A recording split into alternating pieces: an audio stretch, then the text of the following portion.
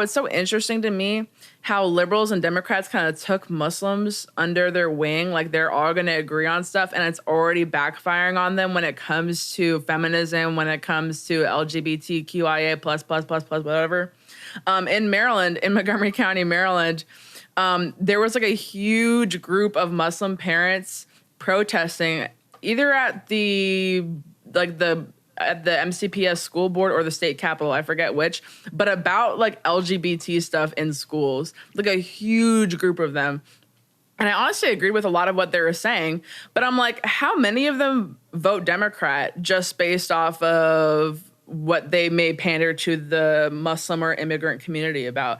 Probably almost all of them. And how many Democrats would consider themselves like fighters of equality and advocating for Muslims? Probably almost every single one of them.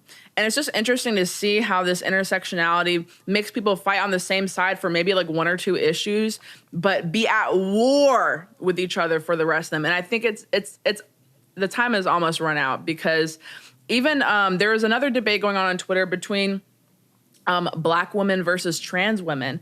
And the narrative that I've seen from Democrats, the narrative that I've seen from Democrats and liberals on this is, well, Black women should be pro-LGBT and they should be pro-trans women because we're viewed as masculine, so we might as well be pro-men claiming to be women. So it comes across as very racist and very like sexist against Black women, because we're just already not viewed as very, very feminine. So you might as well just be pro-trans women. So that was the narrative. And then a lot of Black women and a lot of Black women were fighting back against that narrative. And then they got called transphobic and anti-Black for saying that males should not be in female single sex spaces. So it's all just crashing and burning. And of course, Black women are overwhelmingly Democrat and transgender people are overwhelmingly Democrat. But these two groups of people, when you try to make their situations and their issues the exact same, it's never going to work out. So I think intersectionality has almost run its course.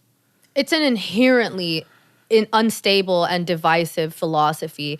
I mean, it divides people literally into different groups and then tries to create a hierarchy through them. So it's just like, it's a really bad idea. And everywhere it's implemented, it creates hostility, division, and resentment, because that's what it's designed to do. Because when people are hostile, divided, and resentful, they're really easy to control. And you cannot unify. You're not rational because you're in this like really like heightened, fearful state. And it also is very anti-individual, because suddenly all Black women are supposed to be pro-trans because of this characteristic. Why would I play into that? What if I do view myself as a woman? What if I do view myself as feminine? What if I don't think I'm a man or look manly or whatever? And it was crazy because there was a comedian, a Baltimore local Maryland comedian called Jess Hilarious, and she's a Black woman. I find her sometimes funny. I'm not like the hugest fan, but I was a fan when she called out the whole like transgender narrative that where somehow Black women and transgender women are the exact same. They came for her so hard on Twitter. They were posting pictures of her without makeup, telling her, oh, so you look like a man more than we look like a man. It was transgender women posting pictures of her barefaced saying that she looked like a man.